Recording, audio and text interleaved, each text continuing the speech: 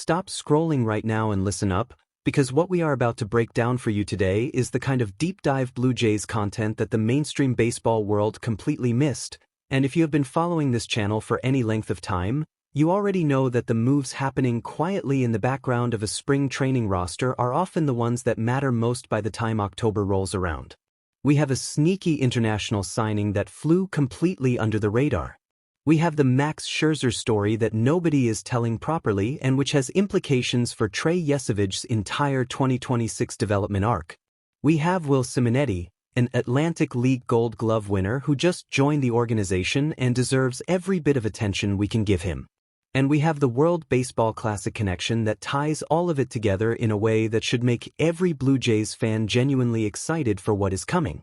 If you are not subscribed to this channel yet, fix that right now and ring the notification bell, because opening day is March 26th against the Athletics and we are covering every single development between now and then every single day. Let us get into it. Let us start with the signing that happened so quietly, with such minimal fanfare, and with such a complete absence of mainstream coverage that you could be forgiven for having entirely missed it. Hours before the opening ceremonies of the 2026 World Baseball Classic in Houston, before a single pitch had been thrown in tournament play, the Toronto Blue Jays went out and signed the first player from any World Baseball Classic roster to an MLB organization deal. His name is Giacomo Lasserina. He is 22 years old. He is 6 feet 3 inches tall and 210 pounds of right-handed hitting catcher / designated hitter / corner infielder from Venezuela who has spent the past several years developing his craft in the Italian baseball league system. And he has been hitting baseballs at an absolutely absurd rate in that system for the past 4 seasons. Here is the thing about Lasserina that immediately separates him from the typical obscure international signing that gets filed away and forgotten.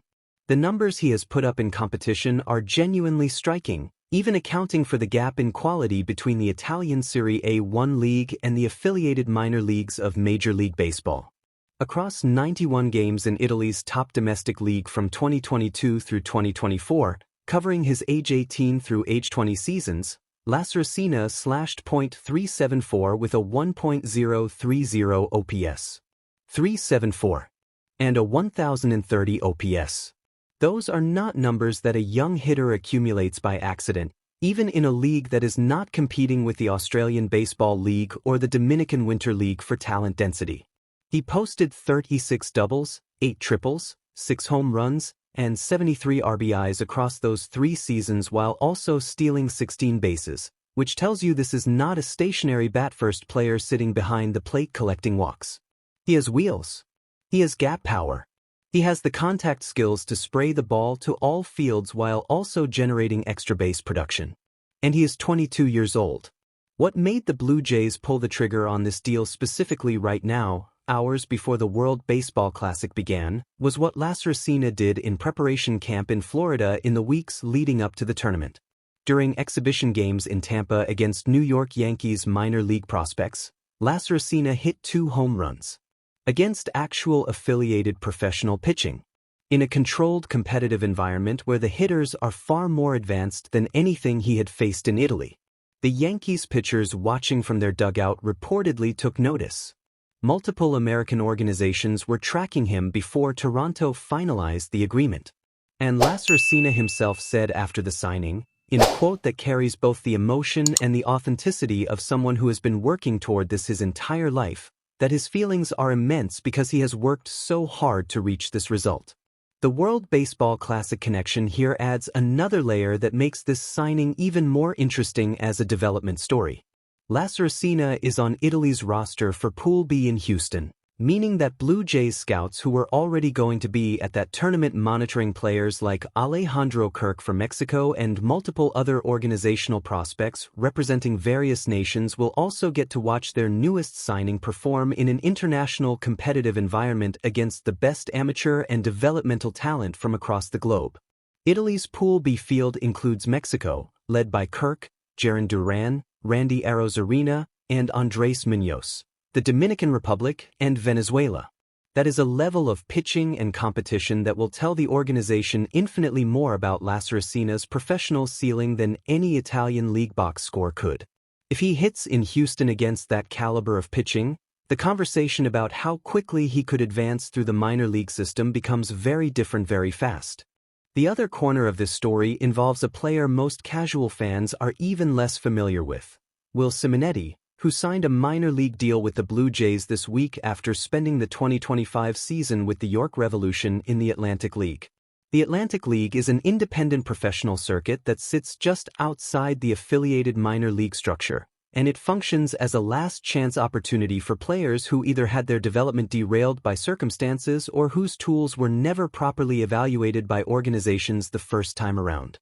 Simonetti used his 2025 Atlantic League season to absolutely announce his presence to anyone paying attention. He hit .286 with 17 home runs and 61 RBIs. He also won the league's Gold Glove Award, which tells you that the offensive production was not coming at the expense of his defensive value. This is a player who is producing runs and saving them simultaneously, and the Blue Jays, who have proven repeatedly that they know how to identify undervalued talent in unconventional places, liked enough of what they saw to bring him into the organization. Now let us talk about the story that deserves its own documentary and which has been criminally underreported in the Blue Jays media landscape over the past week, because what Max Scherzer is doing for this pitching staff in Dunedin goes so far beyond what any of us initially anticipated when the 3-year, $3 million deal was announced. Yes, his Grapefruit League debut against the Philadelphia Phillies this Saturday is significant. Yes, the fact that he had already been throwing to minor league free agent hitters at his home in Jupiter, Florida throughout the winter, completely unsigned, means he is far more game-ready than the headlines initially suggested.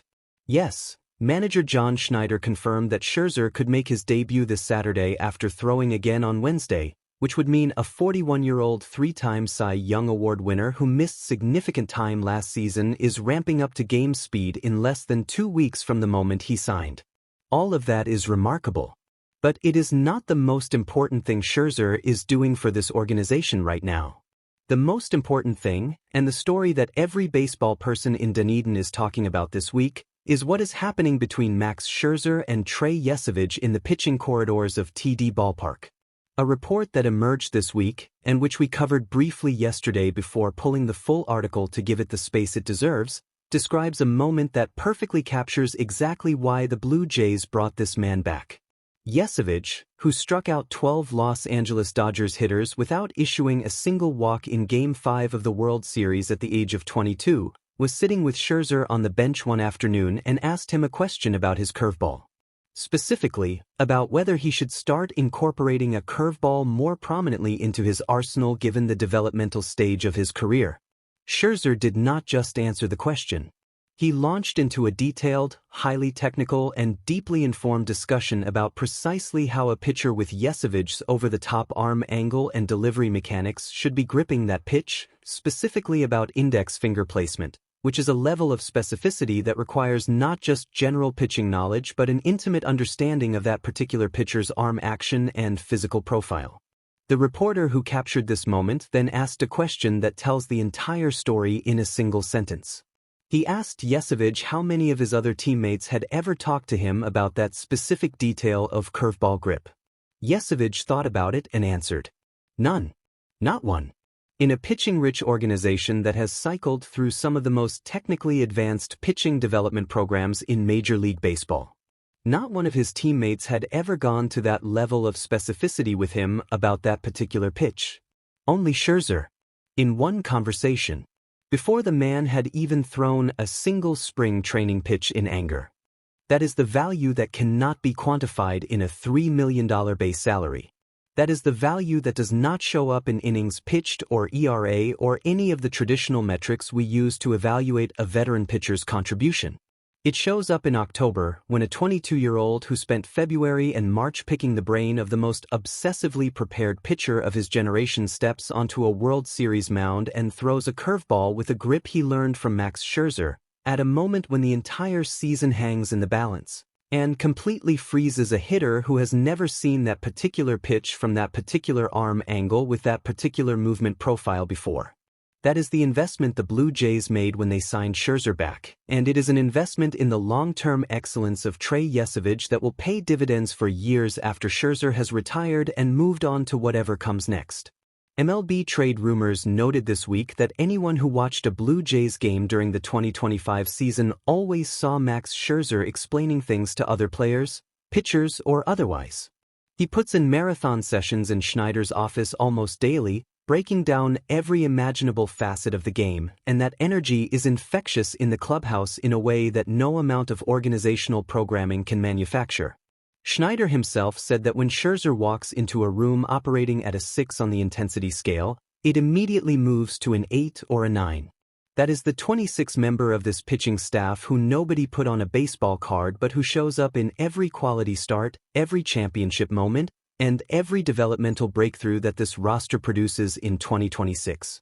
And then there is the bigger picture context that ties all of these individual storylines together into a single organizational portrait of a franchise that is operating with genuine championship urgency.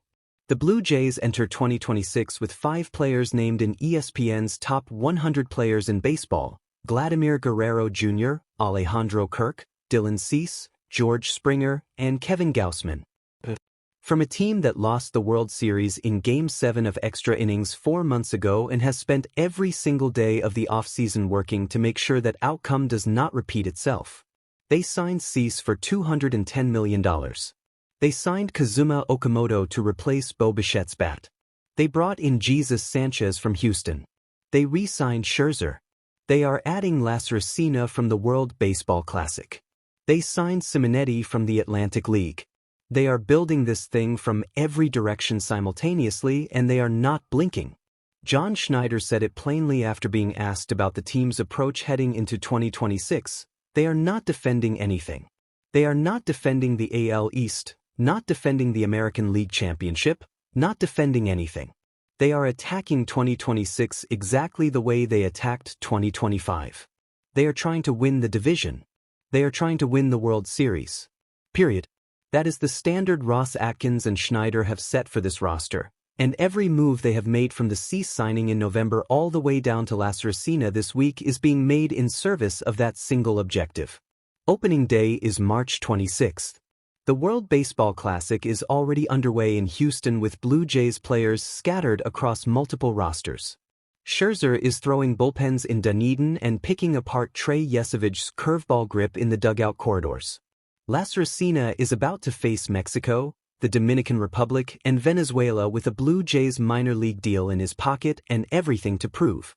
And Simonetti is unpacking his bags in a minor league camp somewhere in Dunedin with a gold glove on his mantle and 17 home runs worth of evidence that he belongs in this organization. Now we want everything from you in the comments right now. Are you as excited about the Lasserina signing as we are? Or do you think the gap between Italian League Baseball and affiliated professional baseball is too wide to get excited about this early? Do you believe Max Scherzer is going to be ready for opening day? And does his mentorship of Trey Yesevich represent the kind of unseen value that actually determines whether this team wins a championship in 2026? And does this Blue Jays organization, which just quietly signed 2 depth pieces during the World Baseball Classic window while every other team was watching the tournament, have the kind of organizational depth required to get over the hump and bring a World Series title back to Toronto for the first time since 1993? Tell us everything. Smash that like button if you believe 2026 is the year. Subscribe to this channel right now because we are covering the Blue Jays every single day from now through October. Share this with every Blue Jays fan you know because the moves happening quietly in Dunedin right now are going to matter enormously when the temperature drops and the games start counting for everything. Let us go Blue Jays.